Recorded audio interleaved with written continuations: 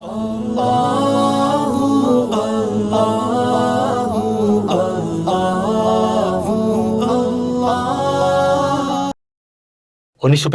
में मुकम्मल तबाही के बाद जापान ने जिस हैरत अंगेज रफ्तार से तरक्की की है और मुल्की सनत से लेकर निज़ाम तमद्दन को जिस उरूज तक पहुंचाया है, इसके असबाब में इनका सादा तर्ज ज़िंदगी, मेहनत, जफाकशी, वक्त की कदर, टीप टॉप में वक्त और पैसे के ज़िया से एहतराज और कौमी गैरत व हमीयत के औसाफ वाज़े नज़र आते हैं। उन्होंने अपना पूरा निज़ाम ज़िंदगी अपने कौमी तकाज़ों के मुताबिक तरतीब दिया है। उनकी ज़ुबान दुनिया की मुश्किल ज़ुबानों में से एक है। ख़ास तौर पर उनका रस्मुल ख़त इंतहाई पेचीदा है। एक ही ज़ुबान के लिए 3 रस्मुल ख़त राइज हैं। इनमें कदीम तरीन रस्मुल ख़त खानजी कहलाता है। इसमें हरूफ़ी ताजी नहीं होते, बल्कि हर लफ्ज़ की एक अलग शक्ल होती है और इस तरह इस ज़ुबान पर अबूर हासिल करने के लिए हजार अल्फाज के अलग अलग नकूश सीखने पड़ते हैं। वो रस्मुल ख़त बाद में पैदा हुए हैं, जिनमें से एक को खाते गाना और दूसरे को हर गाना कहा जाता है। इन दोनों में हरूफ़ तहज्जी होते हैं, मगर इनकी तादाद बहुत ज़्यादा है। जापानी ज़ुबान इन तीनों तरीकों से लिखी जाती है, लेकिन इस पेचीदा रस्मुल ख़त को भी उन्होंने इस तरह इख्तियार किया है कि उनके कंप्यूटर इसी रस्मुल ख़त में काम करते हैं। तमाम उलूम की तालीम उसी ज़ुबान और उसी रस्मुल ख़त में दी जाती है। जापान के इन हालात का मवाजना जब अपने मुल्क के हालात से किया जाए तो हसरत के सिवा कुछ हाथ नहीं आता। जो औसाफ कुरान और हदीस की रोशनी में मुसलमानों को हासिल करने थे, उनको गैर मुस्लिम अपना कर दुनिया में तरक्की की मंजिलें तय कर रहे हैं और मुसलमान हैं कि खुद अपने घर की दौलत से फ़ायदा उठाने से महरूम हैं। मुस्लिम आए हवा, काफिर तो मिले हूर व कसूर। जापानी ज़िंदगी को देखने के बाद ये तस्वुरात ज़हन पर छाए रहे, यहाँ तक कि 17 मई को दोपहर 11 बजे टोक्यो के नरिता एयरपोर्ट से वापसी का सफ़र शुरू हो गया और तकरीबन 16 घंटे के सफ़र के बाद बफज़ल तआला बाफियत कराची वापसी हो गई। लातीनी अमेरिका का एक सफ़र Brazil, Panama, Trinidad, Barbados, Shawwal 1429 हिजरी बमुताबिक अक्टूबर 2008 ईस्वी। बिस्मिल्लाहिर्रहमानिर्रहीम। अल्हम्दुलिल्लाहि रब्बिल आलमीन वस्सलातु वस्सलामु अला रसूलिहिल करीम व अला आलिहि व अस्हाबिहि अजमाइन। आमतौर से जब हम अमेरिका का लफ्ज़ बोलते हैं तो उससे सिर्फ शुमाली अमेरिका के बरआज़म का वो मुल्क मुराद होता है जिसे रियासत हाय मुतहद्दा या अंग्रेज़ी में यूनाइटेड स्टेट्स कहते हैं और जो इस वक्त दुनिया की सुपर पावर की हैसियत से मशहूर है। लेकिन दरहकीकत अमेरिका 2 बड़े बरआज़मों का नाम है। एक बरआज़म शुमाली अमेरिका है, जिसका सबसे बड़ा मुल्क कनाडा है, और रियासत हाय मुतहद्दा और मेक्सिको भी उसी में वाक़ हैं। और दूसरा बरआज़म जनूबी अमेरिका कहलाता है, जो कोलंबिया से अर्जेंटाइन और चिली तक फैला हुआ है। शुमाली अमेरिका के इंतहाई जनूबी सिरे पर खुश्की की एक लंबी पट्टी है, जिस पर मेक्सिको से लेकर पानामा तक बहुत से छोटे छोटे मुल्क वाक़ हैं। ये इलाका अगरचे शुमाली अमेरिका के बरआज़म में शामिल है, लेकिन इस्तिलाह में इसको वस्ती अमेरिका और अंग्रेज़ी में सेंट्रल अमेरिका कहते हैं। शुमाली अमेरिका, वस्ती अमेरिका और जनूबी अमेरिका तीनों इलाकों में जो ममालिक अंग्रेज़ी की बजाय दूसरी रोमानी ज़ुबानें यानी रोमांस लैंग्वेजेस मसलन स्पेनी, पुर्तगीज़ी या फ्रांसीसी ज़ुबानें बोलते हैं, इन्हें लातीनी अमेरिका कहा जाता है। बाज़ लोग लातीनी अमेरिका और जनूबी अमेरिका को हम मानी समझते हैं, मगर ये दुरुस्त नहीं है। अगरचे जनूबी अमेरिका का पूरा बरआज़म लातीनी अमेरिका में शामिल है, लेकिन लातीनी अमेरिका में मेक्सिको भी दाखिल है, जिसका एक बड़ा हिस्सा शुमाली अमेरिका है। नीज़ वस्ती अमेरिका के तमाम ममालिक भी लातीनी अमेरिका कहलाते हैं, जो ज़्यादातर स्पेनी ज़ुबान बोलते हैं। शुमाली अमेरिका और जनूबी अमेरिका के दरमियान बहरे ओकियानूस यानी अटलांटिक ओशियन से मिला हुआ एक समंदर है, जिसे बहीरा कैरिबियन कहा जाता है, यानी कैरिबियन सी। इस समंदर में कई बड़े बड़े जजीरे हैं, जिन्हें जज़ायर गरबुल हिंद और अंग्रेज़ी में वेस्ट इंडीज़ कहते हैं। इनमें से हर जजीरा अब मुस्तकिल मुल्क बन चुका है। बटानिका के मुताबिक इन जजीरों को भी तोसन लातीनी अमेरिका की इस्तिलाह में शामिल कर लिया जाता है। मैं इन सफ़ात में अपने जिस सफ़र का तज़किरा करना चाहता हूँ वो जनूबी अमेरिका के मुल्क ब्राज़ील, वस्ती अमेरिका के मुल्क पानामा और जज़ायर गरबुल हिंद के 2 मुल्कों ट्रिनिडाद और बारबाडोस पर मुश्तमिल था। चूँकि वसी तरमानी में ये सारे ममालिक लातीनी अमेरिका के हिस्से हैं, اس لیے عنوان میں سے لاطینی امریکہ کا سفر قرار دیا گیا ہے۔ تقریباً 2.5 سال سے پاناما اور ٹرینیڈاڈ کے بعض مسلمانوں کی طرف سے مجھے ان ملکوں کا دورہ کرنے کی دعوت مل رہی تھی، لیکن چونکہ یہ ملک ہم سے بہت دور واقع ہیں اور ان کا سفر کرنے کے لیے لمبا وقت درکار تھا، اس لیے یہ سفر ٹلتا رہا، یہاں تک کہ اس سال 1429 ہجری میں عید الفطر کے بعد تقریباً 3 ہفتے میں اس سفر کے لیے فارغ کر سکا۔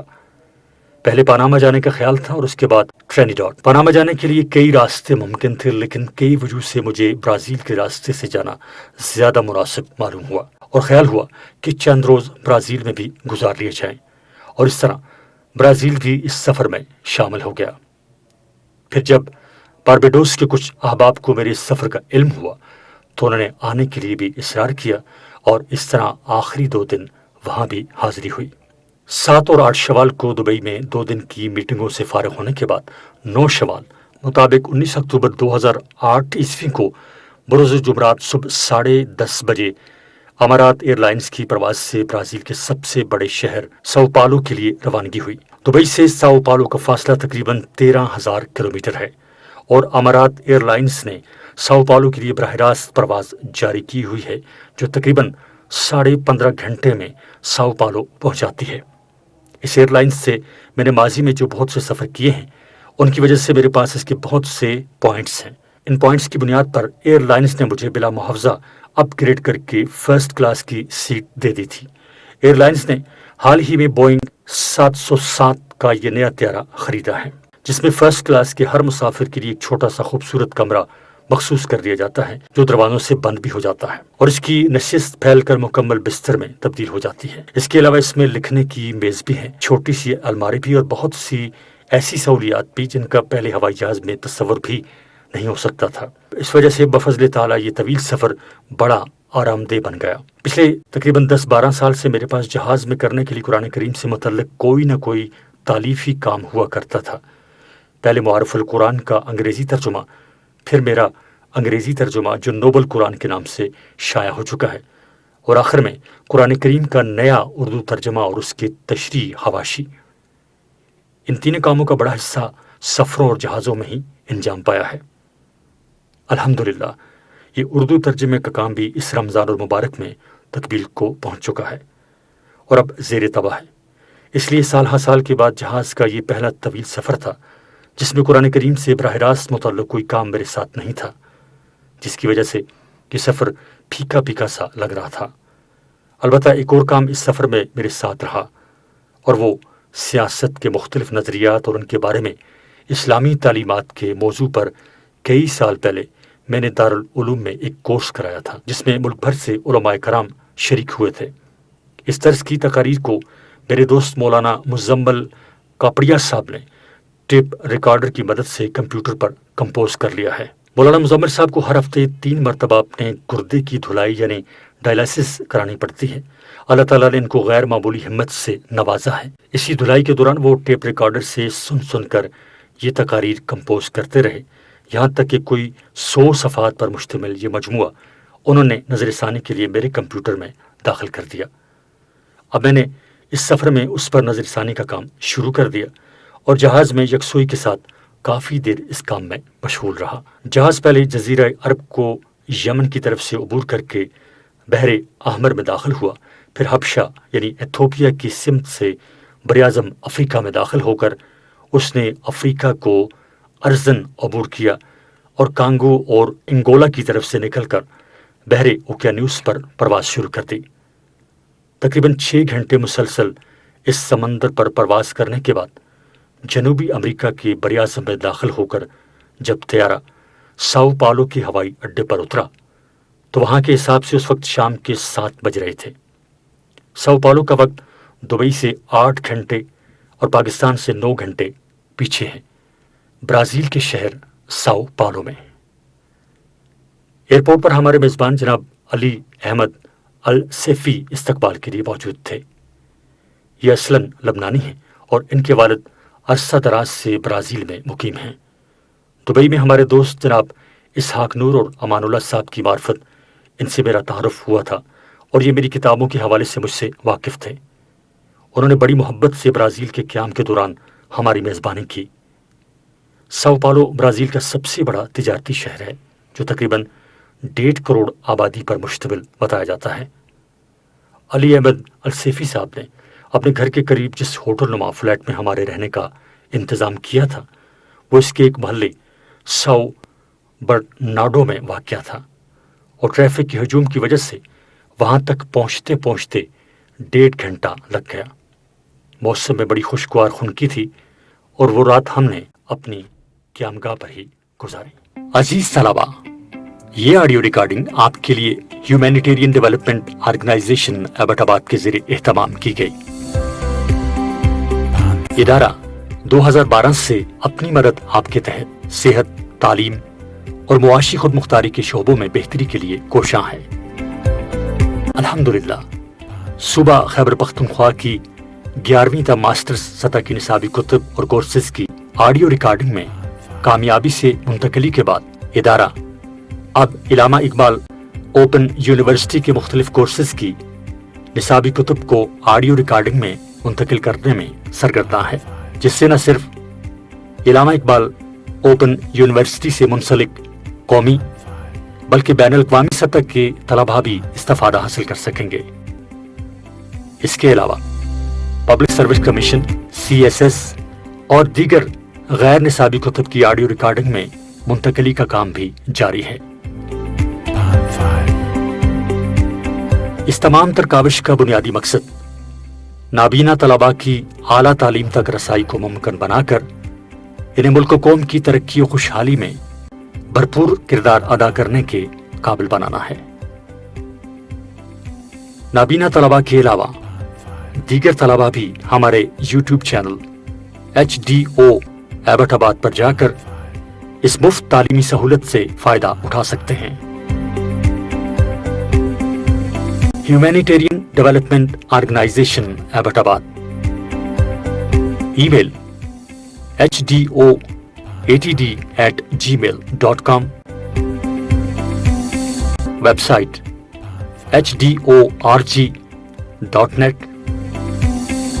فون نمبرز 03459541 یعنی 0345 9541 838، 0312 5741 801 یعنی 0312 5741 801۔ برازیل جنوبی امریکہ کے براعظم کا سب سے بڑا ملک ہے، جو 32,86,487 مربع میل میں پھیلا ہوا ہے، اور اس طرح پورے براعظم کا تقریباً آدھا رقبہ اس کے پاس ہے، اور جنوبی امریکہ کے ممالک میں سب سے زیادہ آبادی بھی اسی ملک میں ہے۔ 15ویں صدی عیسوی تک دنیا کو اس علاقے کا علم نہیں تھا۔ 1500 میں پرتگال کے ایک نیوی کمانڈر پیڈرو ایلوریس کیبرل، جو کولمبس اور واسکو ڈی گاما کی طرح ہندوستان کا راستہ دریافت کرنے کے لیے نکلا تھا، بھٹک کر جنوبی امریکہ کی طرف آ نکلا، اور اس نے برازیل کا یہ علاقہ دریافت کیا۔ اس وقت یہاں جو قوم آباد تھی اس کے حالات نامعلوم ہیں، لیکن کہا جاتا ہے کہ وہ غیر متمدن قوم تھی۔ رفتہ رفتہ جب پرتگالیوں کو معلوم ہوا کہ یہاں قدرتی وسائل بہت ہیں، تو انہوں نے اس علاقے پر قبضہ کر لیا اور اس ملک کو پرتگال کی نو آبادی قرار دے دیا۔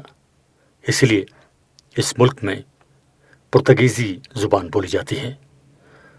پرتگال کے تسلط کے بعد اس علاقے کے اصل باشندے دور دراز کے دیہاتی علاقوں تک محدود ہو گئے، اور آبادی کی بہت بڑی تعداد تو وہ تھی جو پرتگال سے یہاں آ کر رہنے لگی تھی۔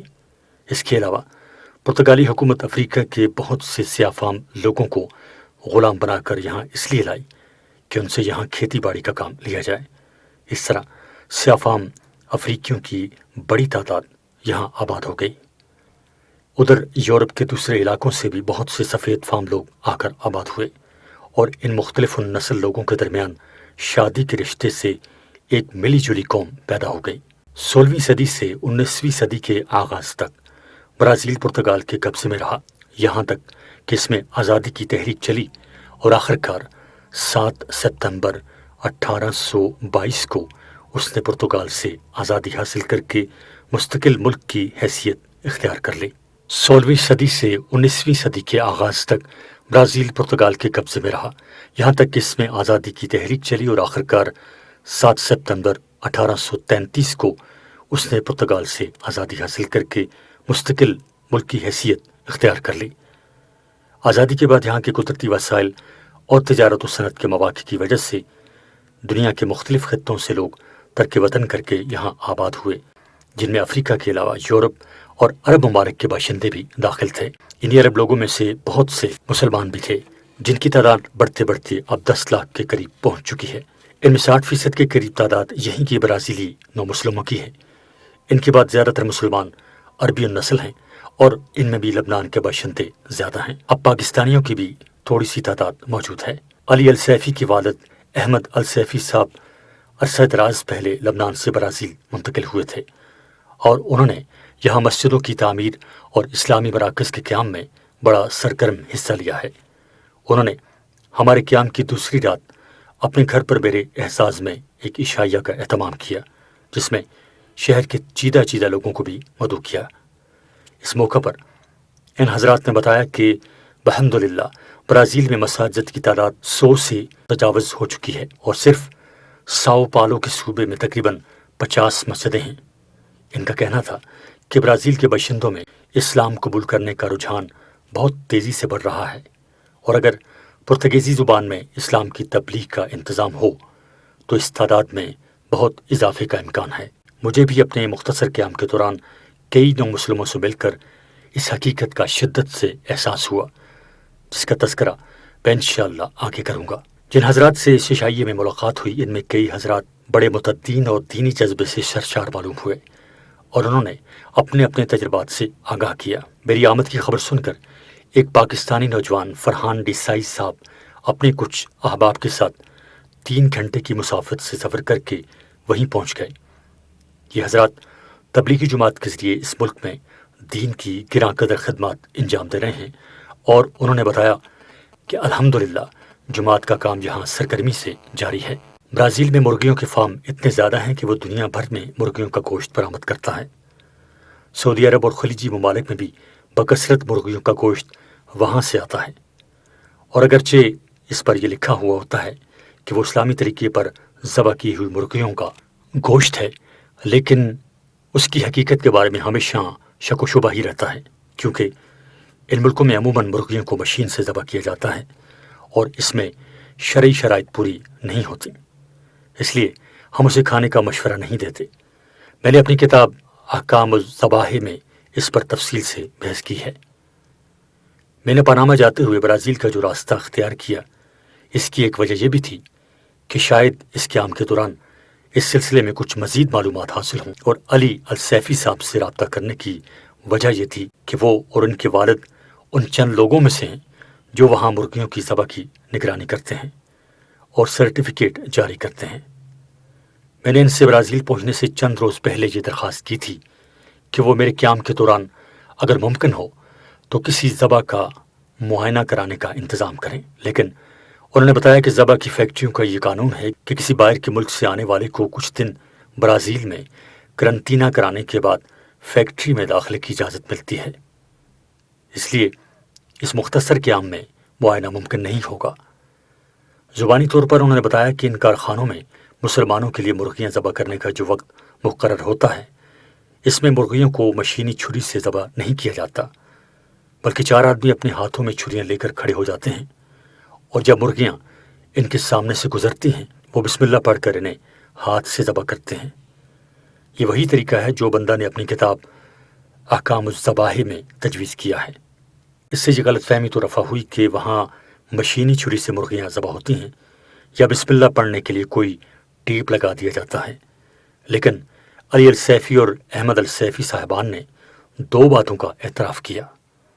ایک یہ کہ اگرچہ ہم نے ان ذبح کرنے والوں پر یہ پابندی عائد کر رکھی ہے کہ وہ ہر مرغی پر بسم اللہ پڑھیں، اور جب تک ان کی ڈیوٹی ہے اس وقت تک کوئی اور کام نہ کریں، لیکن بہرحال وہ انسان ہیں اور کبھی ان کو کھانسی، چھینک وغیرہ آ سکتی ہے، اور جس تیزی سے مرغیاں ان کے سامنے سے گزرتی ہیں، اس کے پیش نظر اس بات کا امکان رہتا ہے کہ کچھ مرغیاں اس طرح گزر جائیں کہ ان پر الگ سے بسم اللہ نہ پڑی گئی ہو۔ دوسرے، ہمیں ہر مذبح میں ذبح کرنے کے لیے مسلمان مجسر آنا مشکل ہوتا ہے، کیونکہ یہ فیکٹریاں شہروں سے دور ایسے علاقوں میں ہیں جہاں مسلمان رہنا پسند نہیں کرتے۔ اس لیے بعض مقامات پر عیسائیوں کو بھی مقرر کیا گیا ہے اور ان پر یہ پابندی لگائی گئی ہے کہ وہ اللہ تعالیٰ کا نام لے کر ذبح کریں۔ اب وہ عملاً اس بات کا کتنا اہتمام کرتے ہیں، اس کے بارے میں یقین سے کچھ کہنا مشکل ہے۔